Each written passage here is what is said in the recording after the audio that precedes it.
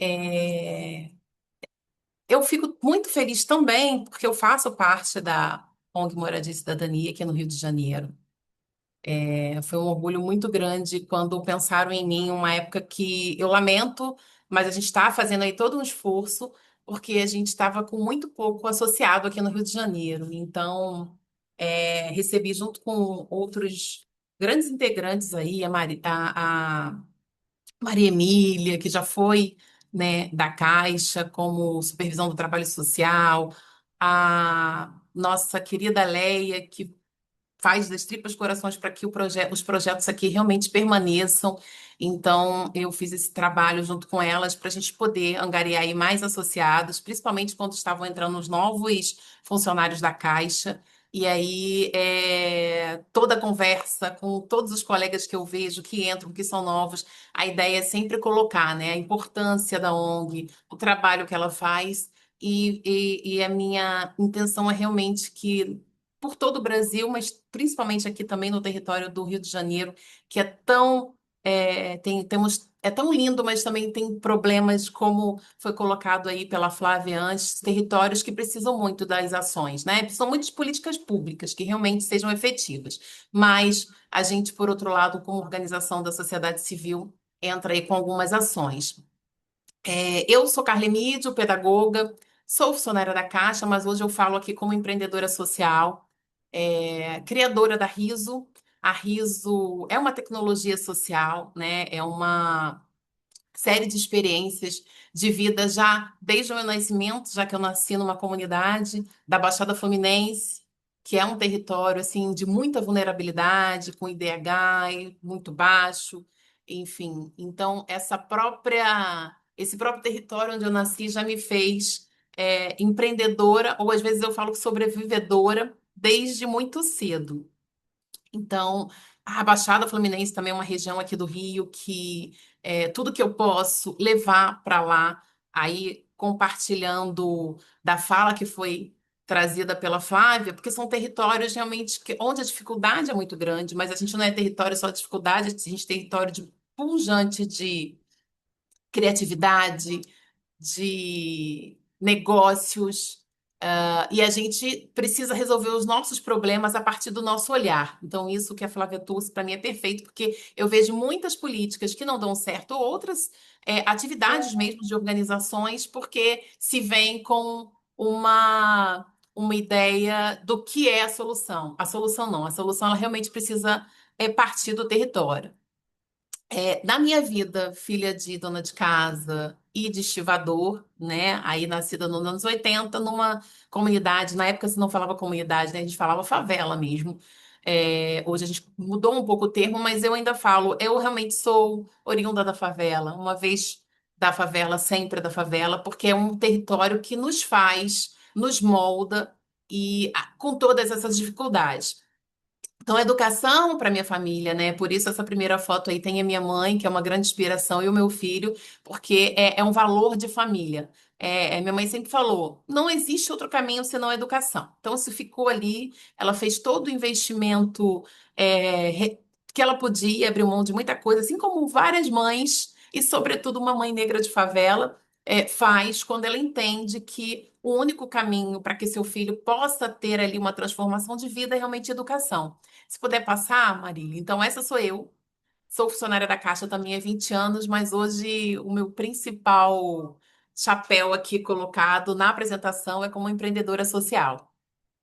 E a educação, como um vetor de transformação, não só pelo que aconteceu na minha vida, mas pelas experiências que a gente tem e pela experiência que eu imagino que muitos daqui, que foi através da educação que você consegue assim, ampliar o seu repertório. Então, a minha defesa é sempre que a educação ela tem essa grande missão, não apenas educação formal, então eu quero colocar aqui como a Flávia trouxe, imagina, a Feira das Iabás, aquilo tem um conhecimento, tem tradição, e ele realmente é passado de família para família. Hoje em dia a gente tem perdido um pouco, aí por outras questões até de mal entendimento de pessoas que não respeitam, né, as outras tradições, e principalmente as tradições afro, de matriz afro, mas é uma forma de educação que é muito todo, além de todo histórico, ela é muito forte, ela ainda é presente, mas a gente precisa respeitar cada vez mais porque é dentro dentro do território, dentro desses lugares onde a gente consegue fazer aí a comunhão e dividir o que se sabe e aprender, porque o aprendizado realmente ele é uma troca, ele não é uma via de mão única. Então, através da educação, a gente consegue aí ver novos repertórios, a gente consegue ver referências e experiências. E a partir disso, ampliar essa nossa visão de mundo. Então, isso que a gente tenta levar dentro dos projetos, eu vou falar sobre dois projetos mais à frente, mas é isso, ampliar esse horizonte. Porque assim, se você tem uma visão limitada, é até ali que você acha que pode. E isso dentro dos territórios é muito presente. A gente, muitas vezes, eu que vim de comunidade, de um município da Baixada Fluminense, que é Duque de Caxias, mas rodo por toda a Baixada, é realmente um território que eu tenho, assim, um amor muito grande, uma gratidão muito grande pela formação que o território me deu, mas às vezes a gente tem medo de sair, porque em outros lugares, às vezes, você consegue identificar um olhar meio torto, de que você não pertence daquele território. Mas em todas as práticas que eu coloco, eu falo que o território ele não é só o seu, o território é possível que você transite pela cidade, você tem esse direito a transitar pela cidade, a gente faz muito passeio cultural também, muita intervenção cultural para que as pessoas conheçam a cultura do outro, mas também valorizando a cultura que se tem naquele território. E aí, a educação, ela com isso, com esse repertório, essa visão de mundo, você aí tem um caminho a trilhar que consegue fazer uma transformação de vida. Dentre as metodologias, eu gosto muito da metodologia de aprendizagem por projeto, que é o aprender fazendo. É resolvendo o problema e aquilo, o problema do cotidiano, problema real. A gente hoje identifica uma educação dentro de boa parte das escolas, ainda muito tradicional, e que você é, vê que para as crianças, ainda mais né, essa nova geração, não faz muito sentido você ficar falando de algo que para ela não é palpável ali, que para ela ela tem que.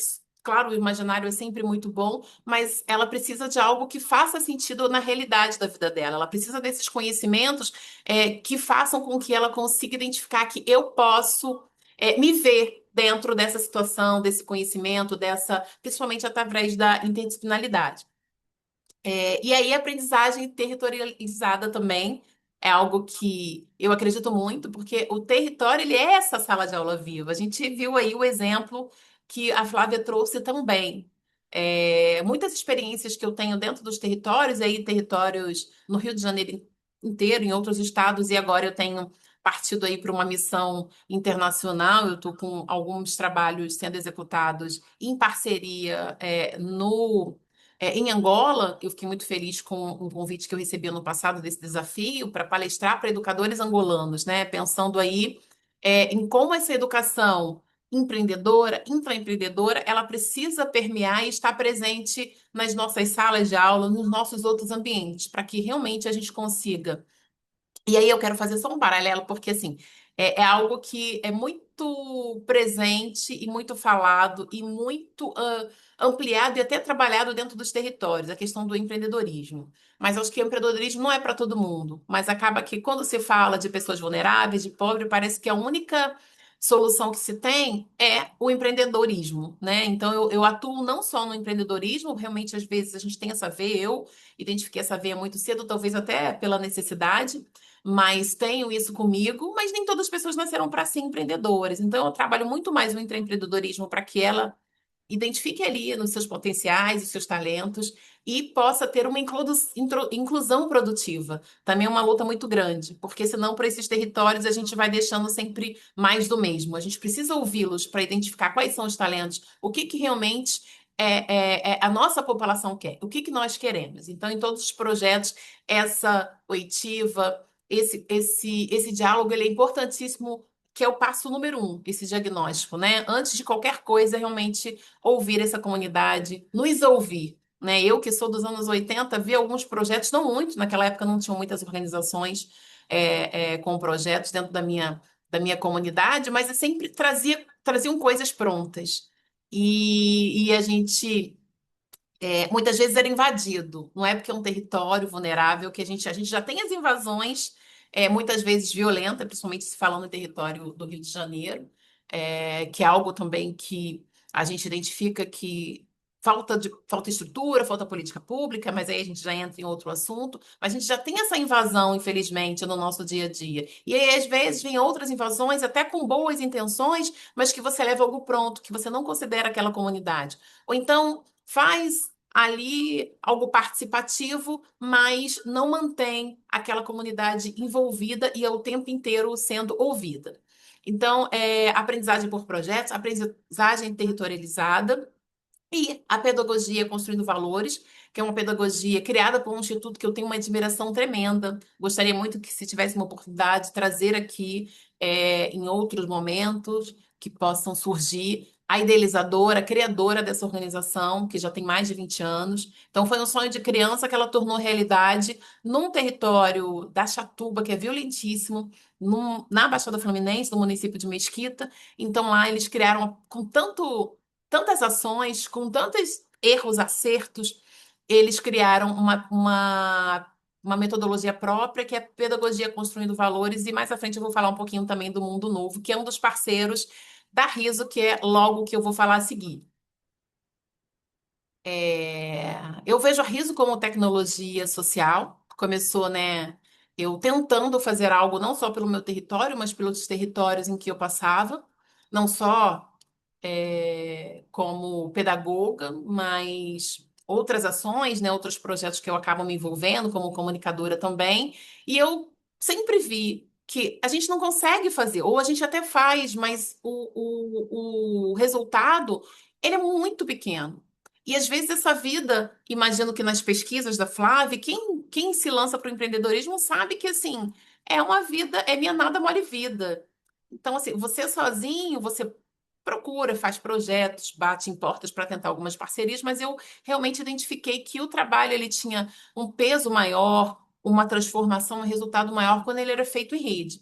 Então, por isso eu pensei na Riso, que eu acho que é também uma característica um pouco minha, que eu acho que é dessa positividade de pensar assim, a gente pode, porque eu sei do território onde eu saí, né? Eu sei do local onde eu saí, mas eu saí porque ali não se chegavam coisas e oportunidades. E aí a gente tem que sair desse território para buscar oportunidades, que também é uma crítica que eu tenho. Acho que a gente tem que levar qualidade, principalmente, acesso, políticas de qualidade, que façam sentido para aquela população, mas que tenham uma qualidade e que tenham uma qualidade para que a gente realmente consiga virar esse jogo e trazer essa transformação para a vida das pessoas. Então, a RISO, que é o acrônimo para Rede de Impacto Socioambiental e Oportunidades, eu trabalho principalmente com organizações sociais, organizações da sociedade civil, mas também tentando trazer aí o privado para dentro desses projetos, porque a gente não faz social só com intenção, o social ele precisa de recurso, então eu bato muito nisso também, que não é só a filantropia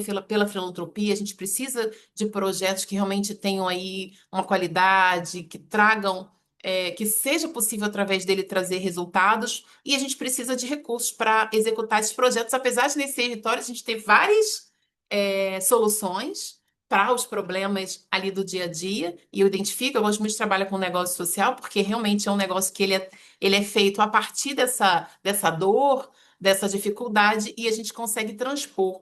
Mas a gente realmente precisa aí olhar. Eu penso também, quando eu vejo editais, é uma crítica também, que eu já fiz alguns editais, que ele é todo formatado para algumas organizações só acessar. Então a gente precisa rever também para dar acesso a quem realmente está lá no território, na ponta fazendo.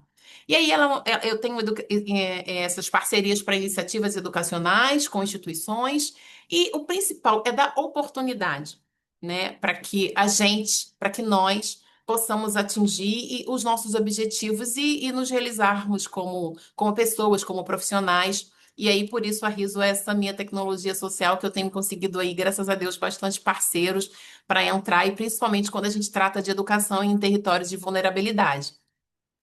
Logo depois, eu venho falar de um exemplo real de transformação social, que é realmente o Instituto Mundo Novo. Eu peço para que vocês, se puderem, quando puderem, dêem uma olhada no site deles. É uma instituição creditada e acreditada por muitos parceiros que viram, depois de muitos anos, o resultado que uma família, e esse instituto ele é todo gerido e orquestrado por mulheres, são 4 mulheres da mesma família. Começou o sonho de uma criança de 9 anos, que montou dentro de casa um espaço, porque ela via que ela tinha um pouquinho mais e ela quis dividir aquela oportunidade com as outras crianças do bairro dela, porque ela foi trabalhar num bairro vizinho, e aí começou a ter acessos. É isso, é o acesso, é você poder não só acessar, mas poder também trazer essas políticas, esses projetos, essas ações para dentro do território, mas sempre fazendo sentido para quem está lá. E construindo, sendo construído aí de forma realmente participativa. Então, dentro desse sonho de criança, ela ganhou vários prêmios, ela já passou em alguns programas de TV, mas eu já fui lá, é um projeto que eu faço questão de estar indo sempre, atividades que elas propõem, porque elas trabalham educação, cultura, arte e o envolvimento da família.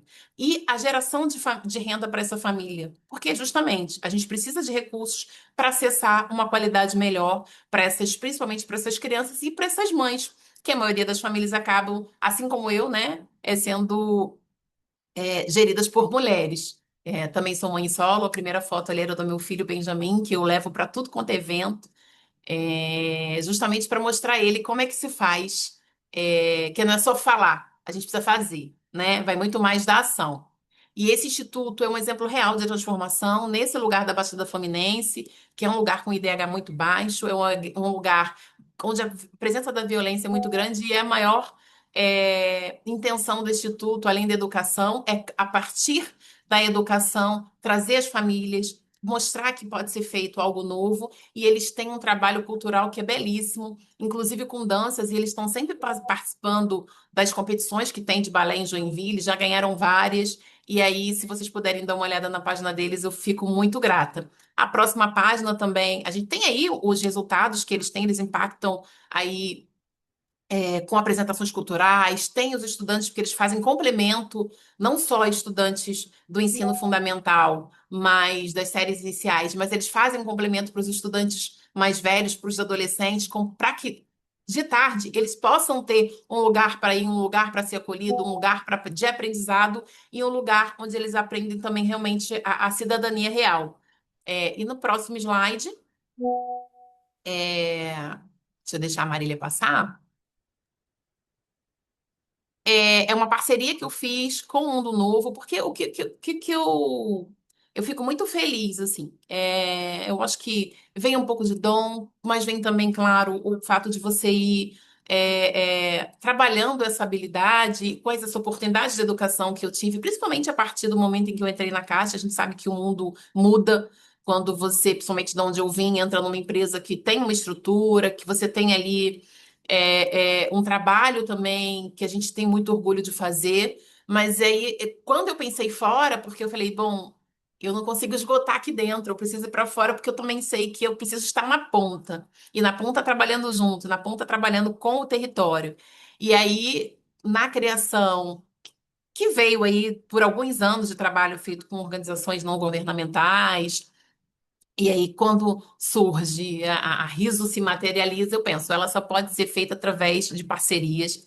E aí, a parceria é que nessa atividade foi com o Instituto Mundo Novo e foi com o Instituto Mulheres Negras Herdeiras de Candace, que também é num território da Baixada Fluminense, no município de Belfor Roxo. Eu sabia que o Instituto Mundo Novo é um instituto que tem um peso muito grande, ele tem aí bons parceiros, ele havia ganho num edital, até do Rede Mulher Empreendedora um curso maravilhoso para empreendedorismo, que envolvia tecnologia também.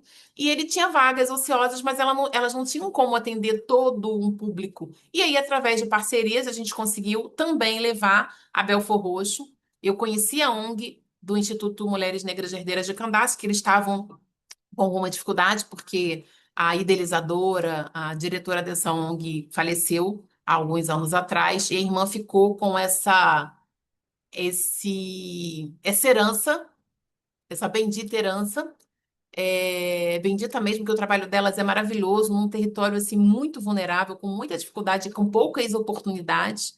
E a partir daí ela não sabia muito o que fazer. A gente se encontrou no momento em que ela estava tentando resgatar, tentando renovar e trazer as mulheres de volta. E a gente pensou aí nesse curso. E aí eu fiz a ponte entre o Instituto Mundo Novo e o Instituto Mulheres Negras Guerreiras de Candaces.